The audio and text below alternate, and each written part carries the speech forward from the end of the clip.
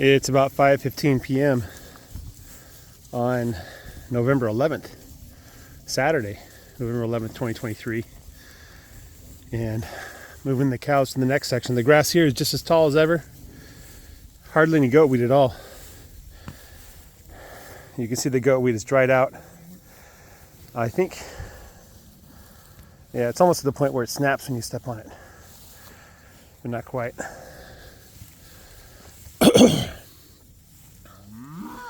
Some thoughts I've been thinking.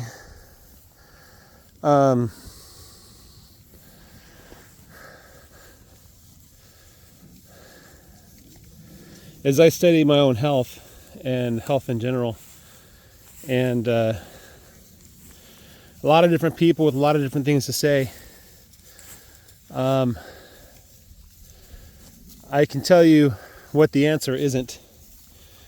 And the answer is not getting sick, going to a doctor, and having the doctor try to cure your sickness.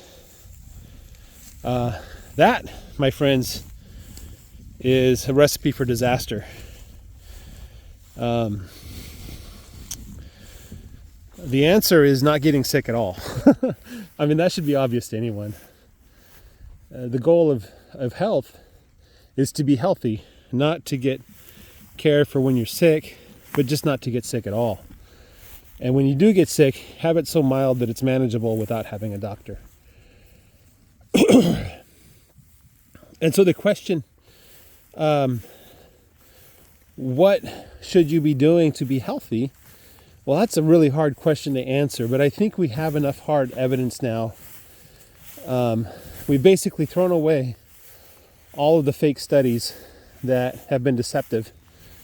For instance, the study saying that eating red meat is bad for you, and eggs are bad for you, and butter's bad for you. Turns out those things were extremely good for you. They always have been. The answer to what you should eat, as I get into raising animals and stuff, is incredibly simple. You eat what is natural. Isn't that obvious? The cow is healthiest eating grass and weeds. The chicken is healthiest eating bugs and seeds. You know, different animals have different food requirements. And if you give them plenty and a variety of clean food and water, they'll figure out what they need to feed themselves and they'll be healthy, right? The question is, what about humans? What about us? What are we supposed to eat? And I think the answer there is obvious as well. It's not processed foods. It's staples, basic foods like beans, rice, wheat, and meats, stuff like that, right? And if you study like how much meat versus how much grains, the answer there is pretty dang obvious too. We're basically carnivores. We can eat all the meat we want. Quite a lot of meat, actually. And the truth is grains are not good for us. We can have quite a bit of grains, but the problem with the grains is our blood sugar spikes. We build up insulin resistance, and we develop all kinds of diseases from that. Diseases which are solved by just eating more meat. Now, that's not the entire story. People have noticed that the food that we eat today is not as healthy. The raw foods, right? It's quite a bit different. The vegetables taste different. Like, people know that the vegetables taste different. There's a huge difference in the quality of food that you've grown in your garden versus buying at the store. And this grass is so thick here, it's hard to walk. The reason why the store-bought food tastes bad and why it doesn't have a lot of nutrients is because they're not optimizing for nutrient denseness. They're optimizing for profits, right? No one can fault them for trying to make money. But the problem is the economic incentives are all haywire. And there's no way to incentivize farmers to grow healthy food. And there's no way to communicate with the consumers about what food is actually healthy and which isn't. And the organic food movement was supposed to do that, right? That's what everybody wanted. They wanted a way that they could go to the store and look at food and figure out whether or not it's good for you or not, and whether it was raised using farm practices that optimize nutrition and health over profits, right? And organic was supposed to do that. That was the great promise. People were looking for something to do that. The organic label appeared, and people thought that was it. But unfortunately, that has not borne out. So organic food is virtually indistinguishable from non-organic food. There might be slightly less pesticides and things like that on your organic food, but the honest truth is you just wash your veggies and fruits and you can pretty much eliminate all trace of those toxins, right? And the organic industry isn't pesticide free. They just use a different kind of pesticide. And it's just a mess, right?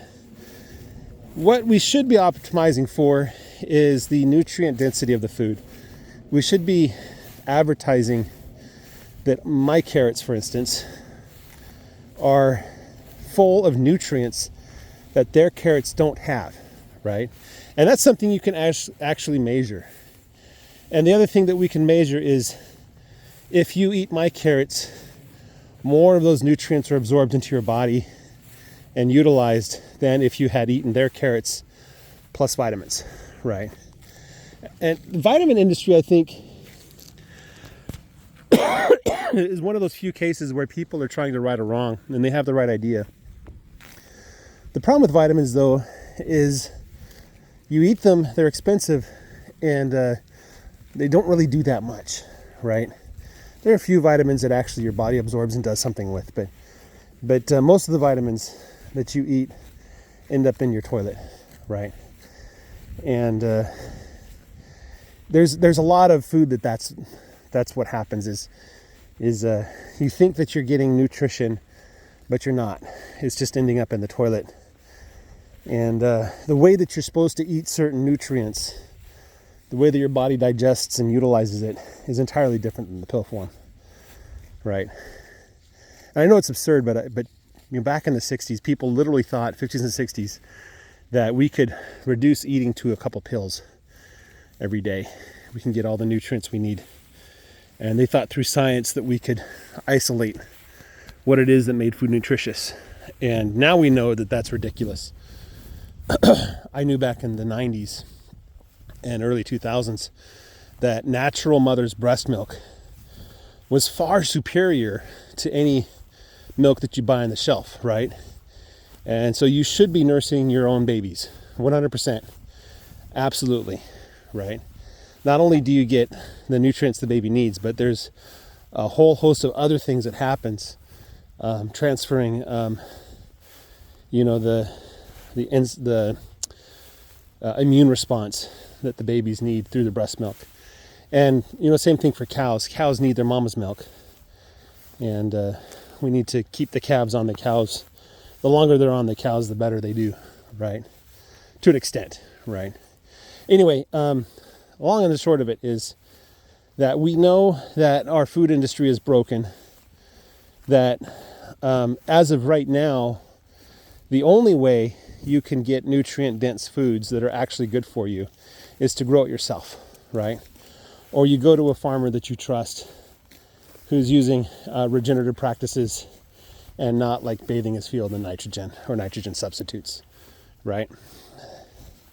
So there's if it is true that eating healthier foods leads to a better lifestyle, you don't have to go to the doctor, you're healthy, your immune system is better, blah, blah, blah, then the next question is, does it make sense to do that? Is it a net win? Like, are people willing to make the effort to grow their own food and stay away from the doctor as much as possible, even though it costs more money and more effort and more work?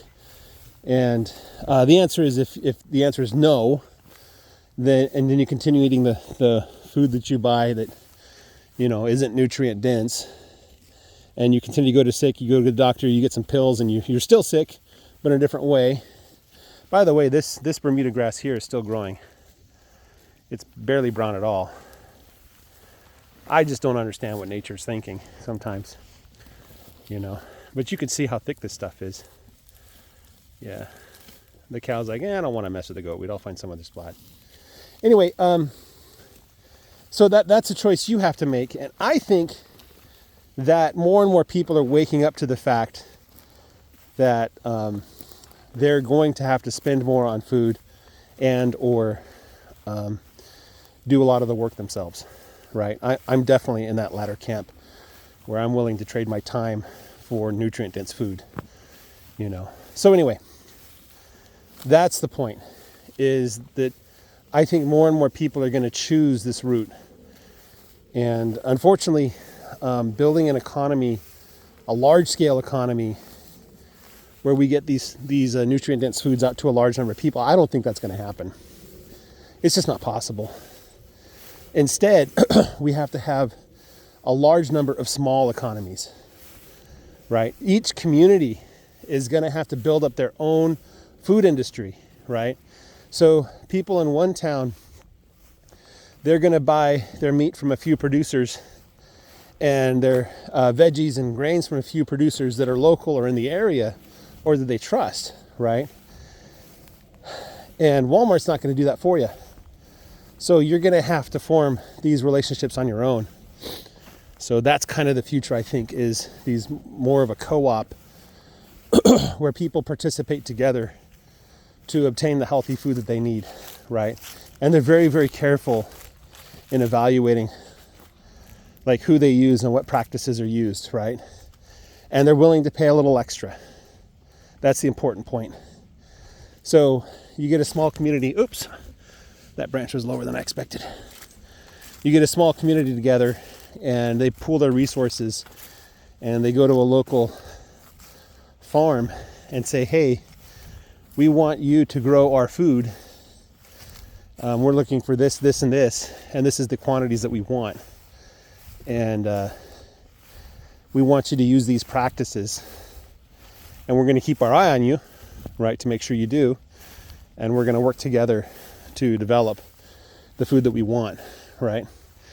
Rather than everybody going to Walmart every other day and hoping Walmart does that work for them. So that will change how you shop. Like, you're going to have a small storage area in your house where you store the dry goods.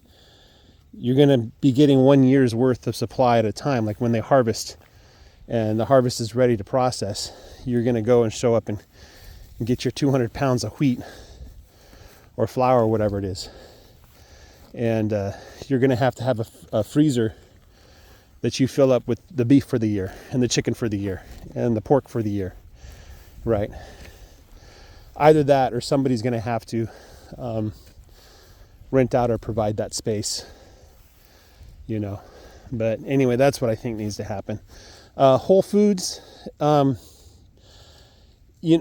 Foods had a good promise, and I think Whole Foods probably could have been that thing. The issue is that when you start doing these things at scale, it doesn't scale.